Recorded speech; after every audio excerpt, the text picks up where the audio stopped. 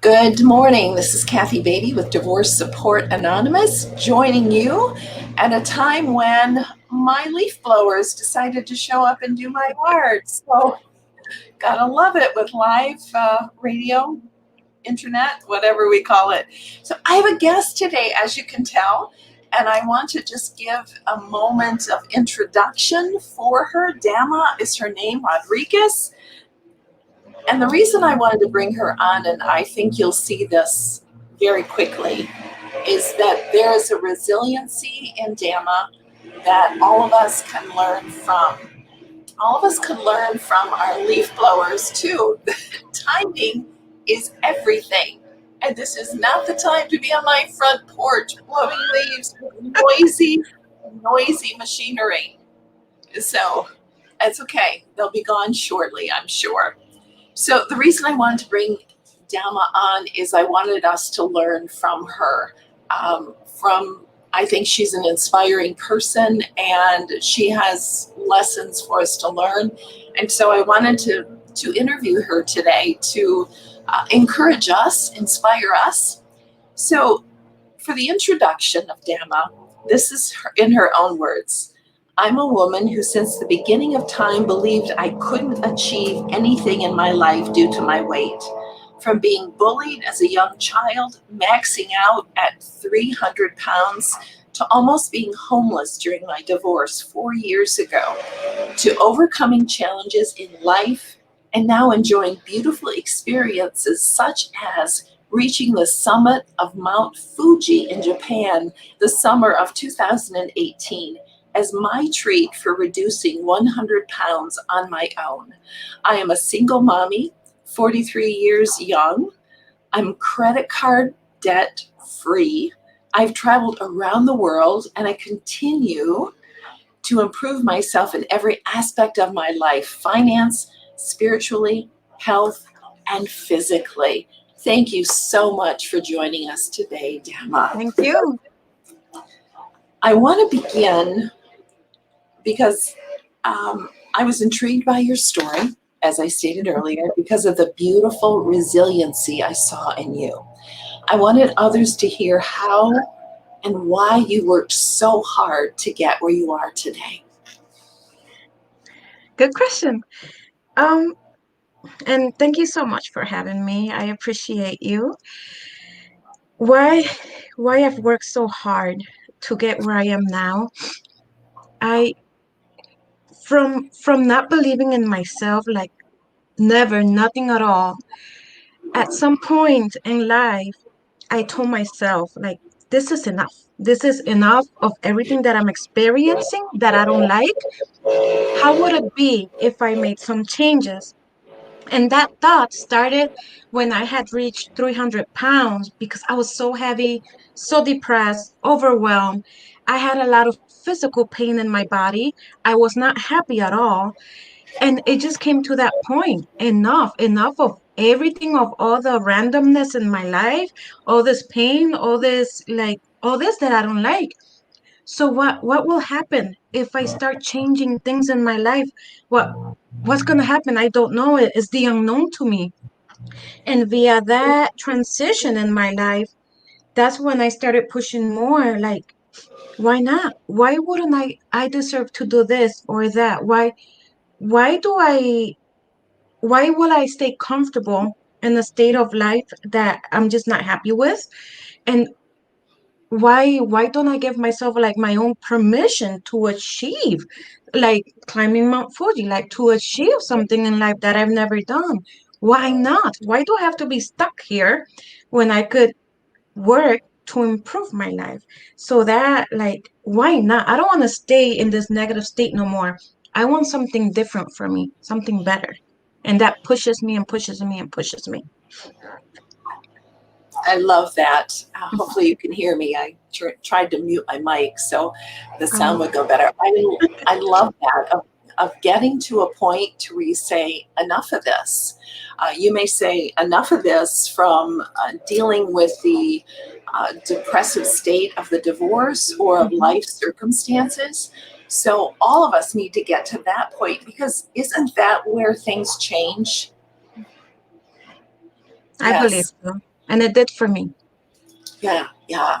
Once we get that attitude and that mindset, you speak on the importance of grief and giving yourself permission. This was your quote: "My heart is allowed to grieve, and I also give myself permission to become a better version of myself as I breathe in life each day. In each moment, my heart beats." Giving yourself permission. Dama, I think that's key. How did you give yourself permission? Um, when get when I was getting divorced 4 years ago, there was a lot of emotions that were new to me, as I transitioned my life. And it was very new. I didn't know what to do, but in the process, I educated myself via books, via webinars, or looking at things, um, to give myself, hey, it's okay to cry. It's okay to shed some tears and be sad, but you don't need to stay there. You don't need to stay in that moment forever. Give yourself certain allowed time, and then work towards to doing things for your life. And the most recent that happened to me was the loss of my sister. This is my sister Ruth. She died in August of this year, and this was very, very sad for my family. We're very united. My parents are still, living, and they're elderly, and it was such a shock for her to be gone. Like, one day I'm talking to you right now, and then next week, poof, you're dead. Um, and when that happened, I I took that same what I've done in the past 4 years. Okay, I'm gonna take this grief. I'm gonna allow myself to grieve. I'm gonna allow myself to be sad. I'm gonna cry. It's okay to go through those emotions, but I'm not gonna just stay there and not do something for my life and my daughter. I am going to continue living. My sister is a beautiful person. I know that she would want me to continue with my goal planning and moving in life. Of course, I am sad and I have like a deep hurt in my life, in my heart, because I love a very, very like honorable, valuable, like someone that I love so much. I've lost her. She's not coming back, but I have beautiful memories with her and the love that she always expressed to all of us. So I take like a special section in my heart for that grief. I allow my heart to grieve. I allow myself to cry. But I'm not going to stay in a depressive state where I cannot function, where I cannot move, where I'm so sad that I cannot do anything else in my life. No, I am going to continue. I still have a daughter. She's 14. I still have a family, my parents, my other brothers and sisters. So I empower myself via that transition, taking the positive out of the sad situation, taking like something positive out of it to continue living. My sister had many dreams and many goals that she wanted to reach that, well, now she couldn't. So I take that like that force from her, and yes, I'm gonna continue living my goals and honor my sister in what I do that makes me feel happy. Not so much like what she, wanted to do, but what I like to do that I would have been telling her about it. Oh my God, I did this. She loved when I travel. She loved seeing me, all over the world traveling. She loved that. She admired that. So I want to continue that when, times are right, and I honor my sister via that way. So when I say I allow my heart to grieve, I give myself permission to, hey, it's okay to cry. You're not less of a person for taking a day off and just not wanting to talk to nobody and keeping that to myself. But I'm not gonna stay not talking to anybody every single day of my life. No, I'm gonna continue living and enjoying life for myself and my daughter. That is such a beautiful mindset and such a healthy mindset, and giving ourselves permission to grieve. Unfortunately, Dama, you, as many people, even going through divorce, are hit by another type of loss, another type of grief. And it's very unfortunate. I wish the world would stay still for many of my viewers when they're dealing with a divorce, but other issues come in. and how important it is that we give ourselves permission to grieve and realizing we're not going to stay there. And you just put that so, so beautifully. So, this is a quote of yours Mhm. that I loved. Fitness has been my therapy in all that I've encountered. A healthy mind, healthy body, healthy soul has helped me face all of my challenges I've experienced in the past 7 years when I decided to make a change in my own personal life. Please tell us how physical, healthy coping skills made all the difference for you. Um, when I had maxed out my body weight at 300 pounds and I was pretty much getting immobile. It was just painful to get out of bed, to tie my own shoe, to sit down, to use the restroom. Everything to get in and out of the car, everything was very, very painful and embarrassing for me. When I started working on my own health, on my own weight, and I noticed, hey, now I could do things without so much pain. Now I am accessible to do other, more mobile to do other things. I'm like, oh my God, this is it benefits me not just in the weight loss but mentally, because now I don't feel depressed that I can't tie my shoe. Now I can't tie my shoe. I could bend down, I could tie my shoe. So it helps me emotionally as time goes, and I created more of a I discipline myself via fitness, better nutrition, and I'm not perfect. I have my ups and downs. I started this 7 years ago with my weight loss journey, transformational journey, and all in my mind, and in my spirit, and my soul, and in my physical, and everything. And I've learned so much. So when I have I'll go in the present now. The most saddest thing, the loss of my sister. Keeping myself still working out, still going either walks. I love hiking. I love hiking so much. So still going on hikes or working out. Um, Even though I suffered some other medical issues in earlier this year, but I still maintain myself, even if I have to lower down, but still keeping myself in an active state, fitness level. When I had a handle, the death of my sister, and help out with the funeral arrangements and calling here, going there, getting this, going that. If it wasn't because I have a more fitness lifestyle, I would have been so depressed that I couldn't do none of that. And my sister, along with my nephews, we created such a beautiful ceremony for her funeral. It was beautiful. And people kept telling me, I admire you because you're so strong and emotionally and everything. But I am, but that's because I take care of my health, of my fitness, or else I truly believe I wouldn't do what I did. And still going, like right now we're taking care of her memorial stone. That's another process. We buried her like over a month ago, and now we're taking care of the monument. And uh it's emotionally sad for me, going through the process and designing this and picking out a rock or this and that. But my lifestyle helps me move forward. When I got divorced 4 years ago, I continue with my fitness. I didn't say, oh, I'm going to stop this because I feel sad. No, back then, 4 years ago, I actually did a stair challenge. The downtown stairs, I don't know what they're called, but they're in downtown. And I started to train myself along with some other friends, going up and down. Till one day we did a challenge to collect funds, and we went up and down for 30 rounds. It took me 8 hours to do. It was a challenge. And I was recently divorced. But I just that part of staying, being active. And I'm not talking about being a slim person.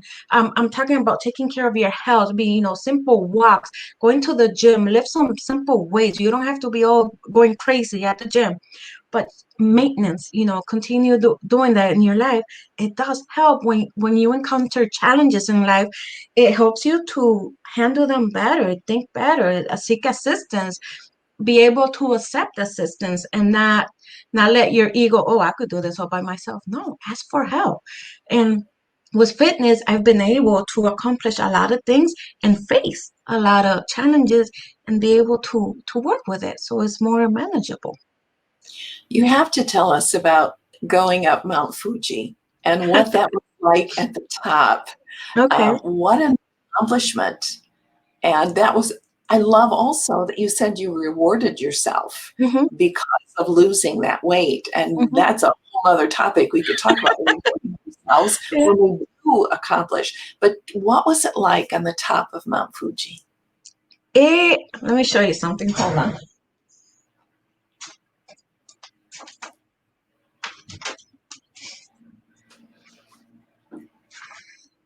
I have,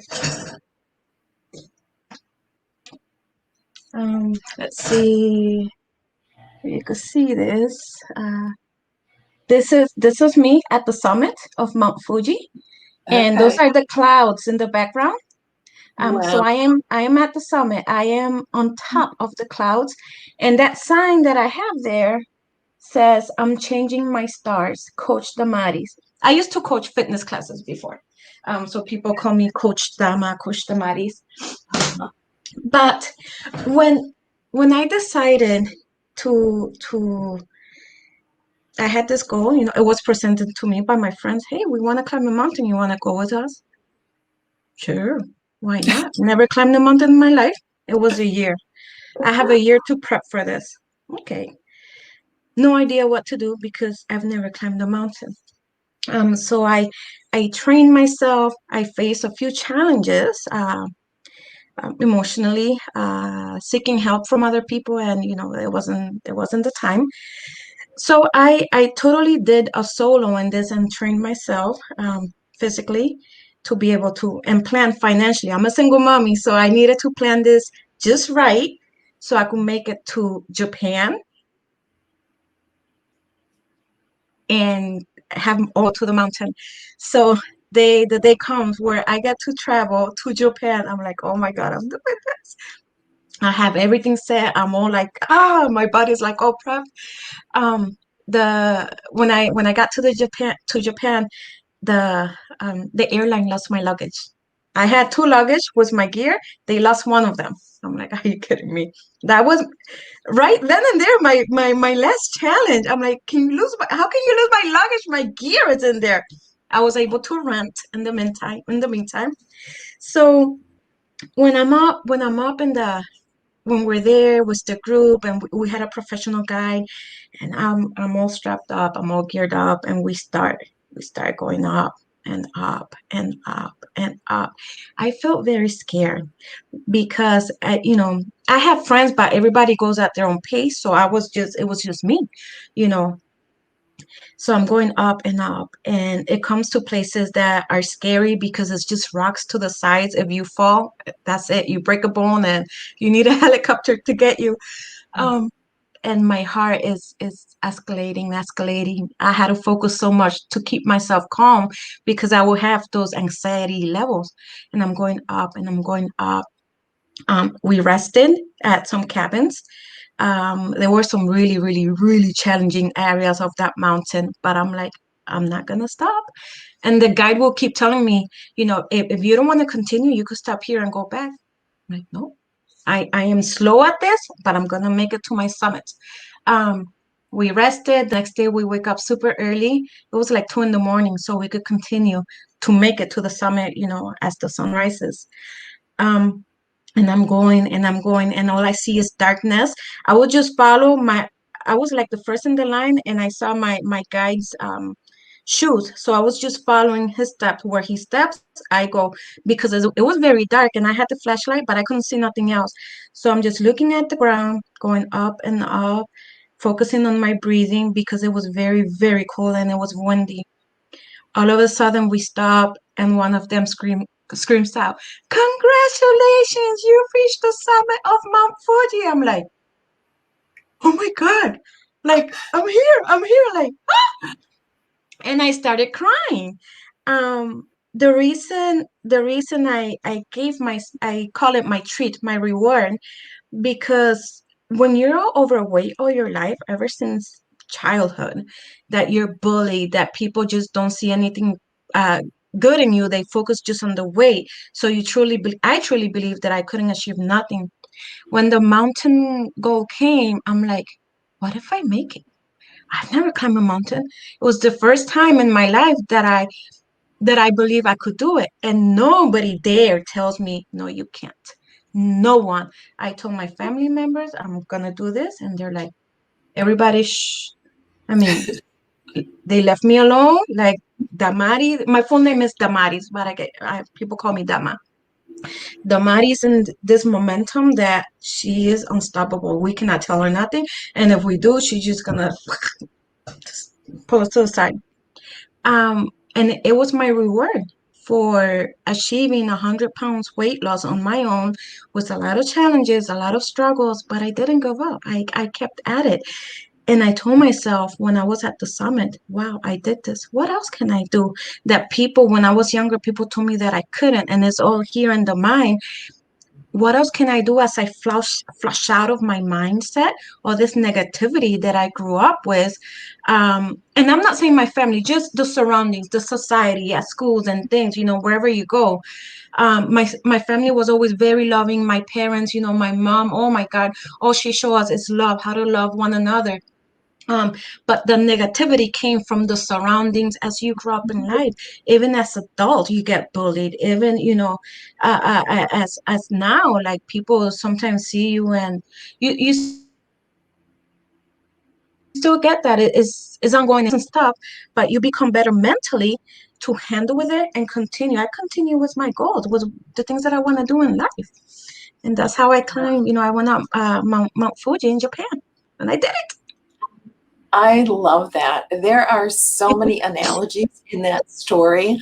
I love particularly that it was all dark, it was cold and windy, but if you knew climbing up the mountain, if you kept your eyes on the guide in Mhm, front of you, which mhm. is such a spiritual application for us.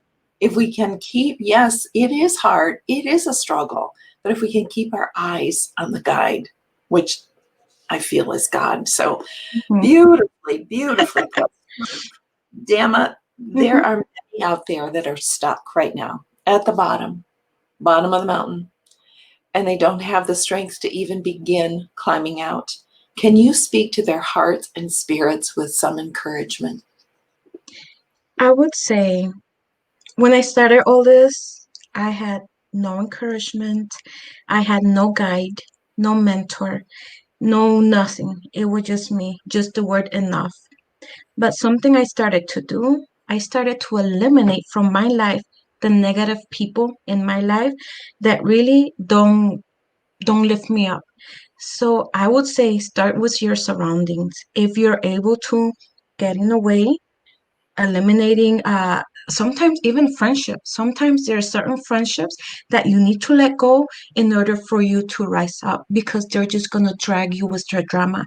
Start start staying away from other people's drama. I like to be drama free. So if anything, and I staying away from other people's drama and removing people from your life that are not productive for you. I started doing that to the point that I saw myself with no friends, no nobody.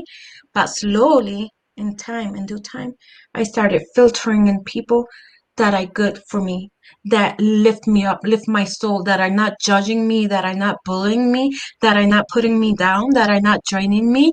I started slowly. So that is and when you're surrounded by people that lift you up, your view, your mindset starts changing because you start seeing other ways. When you think you're so locked in some situation that you cannot move forward, it's just you locked in. But when somebody else helps you to see it from a different point of view, then you see other resources, then you see other ways to become better for you. First of all, better for yourself, not for other people.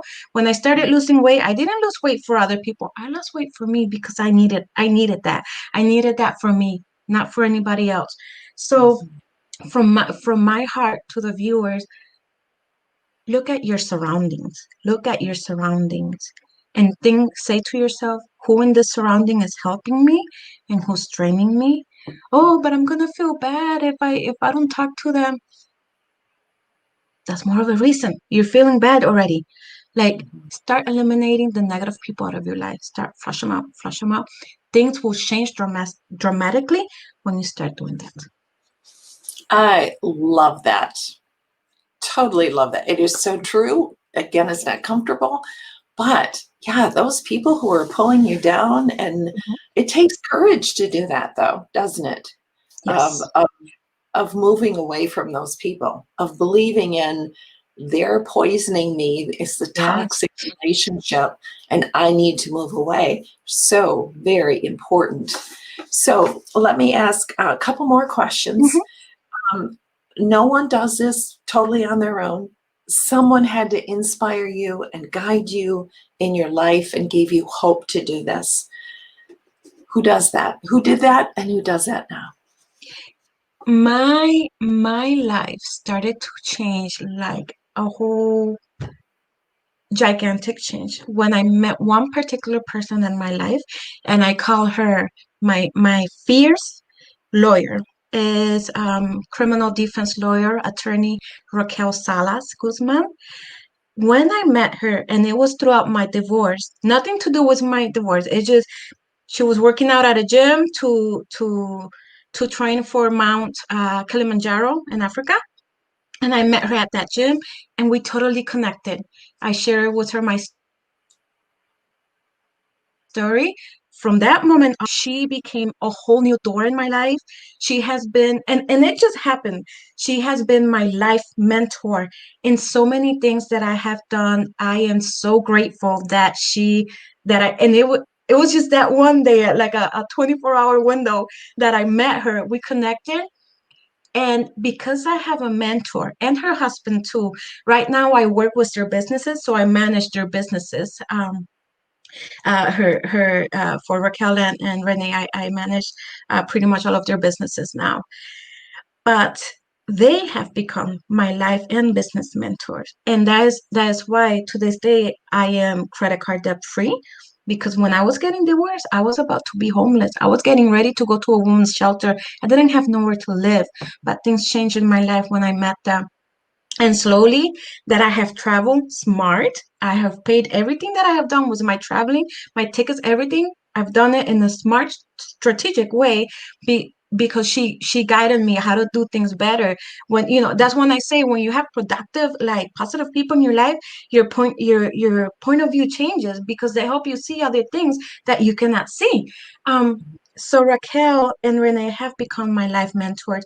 They've helped me so much to it has allowed me, and I've been very open and changing in my mindset, and I am where I am, and I am so grateful because of these two individuals that have helped me, assisted me, guided me. And they just told me all I could do is guide you, but you have to take action. You have to put the effort.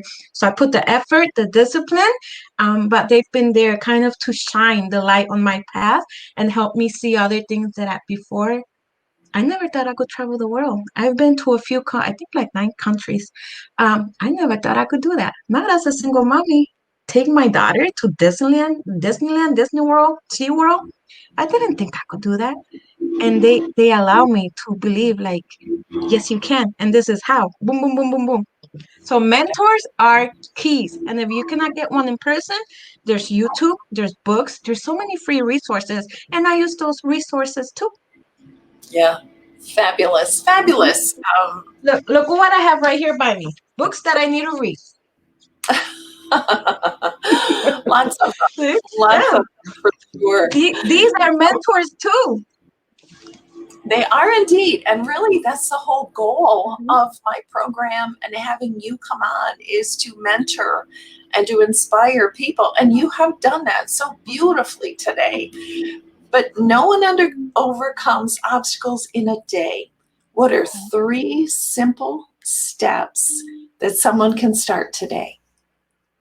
3 simple steps. I will start with what I mentioned earlier, the eliminating the negative people. Just try, make an effort because that makes a big change. Um, I would say creating goals because when you have a goal, you kind of have a mission, and with those you have a goal and you break them down to little goals, it helps you to achieve your goals. I didn't just climb the mountain. I prepared. I had goals a year in advance to get to that point. Um, so eliminating the negative people, that's it could become very simple if you discipline yourself to it. Creating goals for yourself, and of course my passion, fitness. You have to, in little steps, you have to work on your fitness, on your health, because once you start feeling better, then you feel like you want to do other things that you maybe before you didn't have the energy to do it. But when you work on your fitness, on your health, you get, I call it my happy hormones. They get activated, and now like, oh my God, I want to do this other thing. There's this like job I've been wanting to apply and I didn't dare because I feel so down, but now I feel powerful and I'm gonna go and apply for that job and yada yada yada. So Yeah. work on your health, on your fitness, because that helps so much with everything else. Oh, beautifully, beautifully stated. I love that. And I will tell you, Mhm. I've interviewed quite a few experts, and I think you have encapsulated so much of what the experts are stating, so much of what's in my programs of getting our life in focus and rebuilding our life after divorce. So what a privilege to speak with you today and Thank to you. have you inspire other people as I know you have today. So Thank I you. hope we can do this again. There Mhm. are so many good nuggets in conversation that we could develop at a later point. So Yes. thank you, Thank Dama you. Rodriguez, for being here with us today. Thank I you so hope much. that's been, you are so welcome. Thank you for blessing our audiences here Thank today. you. So with that, we will call it a wrap and look forward to seeing all of you Friday Night Live, certainly, and throughout the week. And if I can be of help, please reach out. Kathy Beatty, Divorce Support Anonymous.